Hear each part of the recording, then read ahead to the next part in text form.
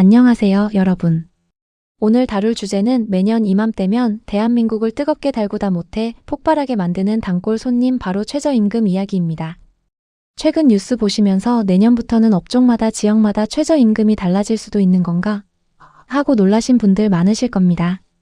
결론부터 말씀드리면 내년인 2027년 최저임금은 일단 전국의 모든 업종에 똑같은 단일 금액으로 적용되는 것이 확정되었습니다.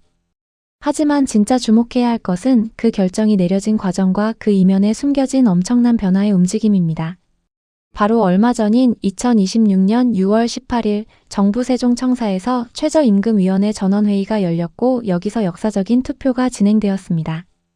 소상공인과 경영계가 강력히 요구해온 편의점, 택시, 음식점 등 일부 취약 업종의 최저임금을 낮게 책정하자는 안건이 표결에 붙여진 것입니다.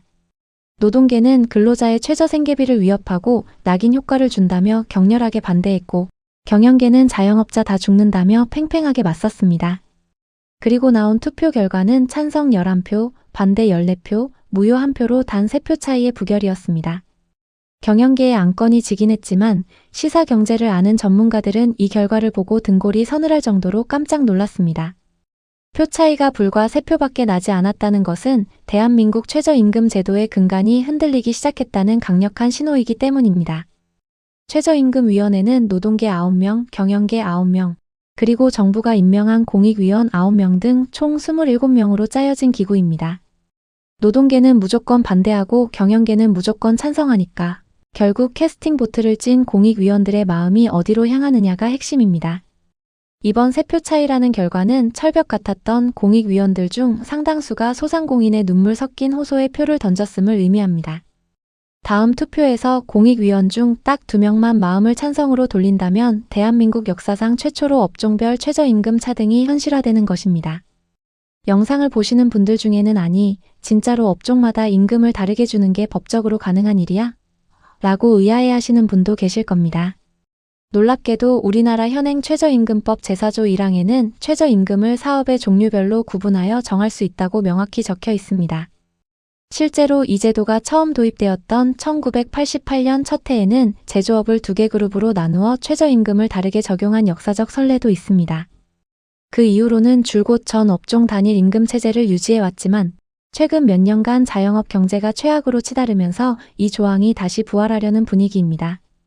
여기서 우리가 최근에 있었던 아주 뜨거운 논란 하나를 짚고 넘어가지 않을 수 없습니다. 얼마 전 대구시장 당선인이 대학생들과의 토크쇼에서 대구 지역의 낮은 최저임금 준수율에 대해 답변한 내용이 엄청난 화제가 되었습니다. 대구는 알바생의 절반이 최저시급을 못 받는데 해법이 있느냐는 학생의 날카로운 질문에 당선인은 대구는 집값이 싸니까 라는 취지의 답변을 남겼습니다. 이 발언이 언론에 보도되자마자 온 인터넷 커뮤니티는 지방에 살면 내 노동 가치도 저렴한 것이냐며 청년들의 분노로 뒤덮였습니다. 경제학적인 맥락에서만 굳이 따져보자면 이 발언은 경영계가 주장하는 지역별 차등 적용론의 논리와 완벽하게 궤를 같이 하긴 합니다. 지역마다 물가가 다르고 주거비 부담이 다르니 지방은 최저임금을 조금 낮게 책정해도 실질적인 생활 수준은 비슷할 수 있다는 계산입니다. 실제로 미국이나 일본 같은 국가는 각 주마다, 각 도도부연 지자체마다 최저임금을 다르게 책정하는 방식을 쓰고 있습니다. 하지만 대한민국 현행법상 대구시장이나 그 어떤 도지사라도 임의로 자기 지역의 최저임금을 낮출 수 있는 권한은 눈꼽만큼도 없습니다. 현행법에는 업종별 차등 조항만 있을 뿐 지역별로 차등을 둘 수 있다는 법적 근거는 아예 존재하지 않기 때문입니다. 만약 대구에서 최저임금보다 적은 돈을 준다면 그것은 지역 경제의 특성이 아니라 명백한 노동법 위반이자 처벌 대상인 범법 행위입니다. 게다가 청년들이 이 발언에 왜 그토록 분노했는지를 살펴보면 최저임금 차등 적용론이 왜 쉽게 도입되지 못하는지 그 본질을 알 수 있습니다. 노동계와 시민단체가 차등 적용을 결사반대하는 가장 큰 이유가 바로 이낙인 효과와 지방 소멸의 공포 때문입니다. 특정 업종이나 특정 지방 도시의 최저임금을 낮춰버리는 순간 그곳은 공식적으로 저임금 기피 지역이라는 낙인이 찍히게 됩니다. 그렇게 되면 가뜩이나 일자리를 찾아 서울과 수도권으로 떠나는 지방 청년들의 행렬이 걷잡을 수 없이 빨라질 것이 뻔합니다. 대구의 청년들이 느꼈던 그 박탈감이 현실 제도로 굳어지면 지방 자영업자들은 인건비 아끼려다 아예 일할 사람을 구하지 못하는 구인난에 빠질 수 있습니다. 또한 어떤 업종이 진짜 돈을 못 버는 취약 업종인가를 완벽하게 갈라칠 수 있는 객관적인 기준을 만드는 것도 현실적으로 불가능에 가깝습니다. 예를 들어 편의점이라도 강남 한복판에서 대형으로 운영하며 대기업 직영점 수준으로 버는 곳과 지방 골목길의 영세 편의점은 매출이 하늘과 땅 차이입니다. 그런데 편의점업이라는 이유로 묶어서 최저임금을 깎아주면 대형 편의점주만 이득을 보고 노동자의 권리만 침해당하는 모순이 생깁니다.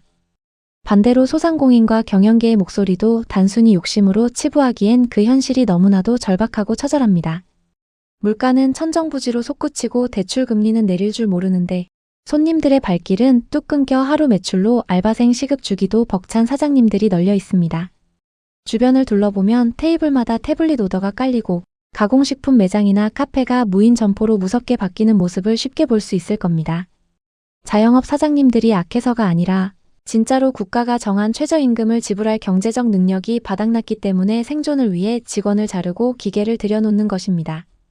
경영계는 차라리 최저임금을 업종별로 유연하게 낮춰준다면 사장님들도 범법자가 되지 않고 단기 알바나 고령층의 일자리를 유지할 수 있다고 항변합니다. 이처럼 양측의 주장이 모두 서슬퍼런 칼날처럼 날이 서 있기에 대한민국 최저임금위원회는 매년 6탄전과 파행을 거듭해왔습니다. 그렇다면 앞으로의 미래는 어떻게 될까요?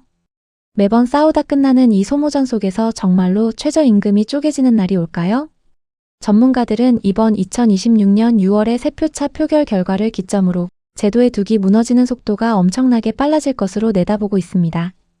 자영업 폐업률이 역대 최고치를 경신하는 경제적 위기 상황 속에서 정부도 언제까지나 소상공인의 비명을 외면할 수만은 없기 때문입니다.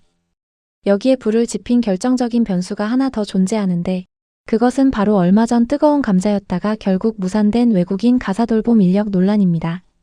많은 맞벌이 부부들의 육아 부담을 덜어주겠다며 야심차게 필리핀 가사관리사들을 들여왔던 정부의 시범사업을 다들 기억하실 겁니다. 당시 경영계와 일부 정치권에서는 싱가포르처럼 월 100만 원대로 저렴하게 이용할 수 있게 최저임금을 다르게 적용하자고 강력하게 주장했습니다. 하지만 결국 국제협약과 국내법에 따라 우리나라도 이들에게 최저임금을 똑같이 적용할 수밖에 없었습니다. 결과적으로 주휴수당과 퇴직금까지 붙으면서 한 달 이용료가 300만 원에 육박하게 되었고 평범한 가정은 도저히 감당할 수 없는 비싼 서비스가 되어버렸습니다. 결국 정부도 실효성이 낮고 갈등만 커진다는 판단하에 이 외국인 가사관리사 본사업을 추진하지 않기로 최종 결론을 내리고 제도를 접었습니다. 소상공인들과 경영계가 이번 최저임금위원회 투표에서 그 어느 때보다 결사적으로 찬성표를 던진 이유가 바로 여기에 있습니다. 외국인 가사노동자 때처럼 무조건 똑같은 최저임금을 적용하면 결국 비용을 감당 못해 제도 자체가 망하거나 자영업자가 문을 닫는다는 뼈아픈 교훈을 얻었기 때문입니다. 경영계는 이 가사돌봄 제도의 실패 사례를 반면교사 삼아 이번에야말로 편의점이나 식당 같은 한 개 업종만큼은 법의 빗장을 열어 차등 적용을 해야 사장님도 살고 일자리도 지킨다며 배수의 진을 쳤던 것입니다. 만약 이번 최저임금위원회 투표에서 경영계의 뜻대로 단 3표가 더 나와 업종별 차등 적용이 통과되었다면 어떻게 되었을까요? 아마 그 순간 오랜 시간 단일 체제를 유지해오던 대한민국 최저임금 제도의 빗장이 전격적으로 풀리게 되었을 것입니다. 하나의 예외가 인정되면 그 다음은 농어촌 외국인 노동자, 그 다음은 영세식당과 편의점 업종으로 도미노처럼 차등 적용이 확산되는 건 시간 문제였을지도 모릅니다. 비록 올해는 단 3표 차이로 무산되었지만 과연 이 변화의 흐름을 언제까지 막아설 수 있을지 많은 이들이 숨을 죽이고 지켜보고 있습니다. 여러분은 어떻게 생각하십니까? 한계에 다다른 자영업 사장님들과 취약계층의 일자리를 지키기 위해 이제는 임금의 차등 적용을 과감하게 받아들여야 할 때일까요? 아니면 노동자의 최소한의 인간다운 삶을 지키고 지역 격차를 막기 위해 아무리 힘들어도 단일 임금 체제를 사수해야 할까요? 확실한 것은 이번 3표 차이의 아슬아슬한 표결 결과가 증명하듯 변화의 시계바늘은 이미 멈출 수 없이 돌아가기 시작했다는 사실입니다. 오늘 준비한 영상은 여기까지입니다. 영상이 유익하셨다면 구독과 좋아요, 알림 설정까지 부탁드립니다. 시청해주셔서 감사합니다.